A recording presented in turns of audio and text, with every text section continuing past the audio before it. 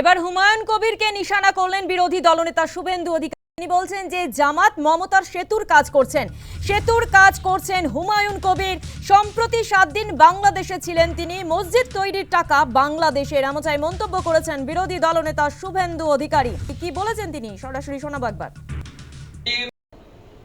তার বাবরি মসজিদ তৈরি করার আগে এবং তার যে দল গঠন করার আগে 7 দিন বাংলাদেশে থেকে এসেছেন।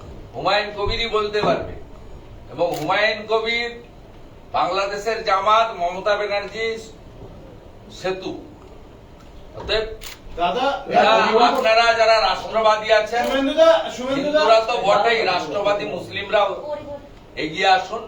এটা দেশের সুরক্ষার প্রশ্ন, বাংলার সুরক্ষা। एसडीपीआई के साथ अलायंस करेंगे, पर हम जानते हैं कि एसडीपीआई पीएफआई का ही एक संस्था है जो पीएफआई को बैन किया हुआ है एनआईए पर। उस पर जो मस्जिद बना रहा है उसका फाउंडेशन स्टोन लेने के पहले और नया पार्टी बनाने का पहले उन्होंने 7 दिन का प्रवास किया बांग्लादेश। कहाँ का देव का रथ यात्रा भी होता है हिंदू समाज के लिए पूरा।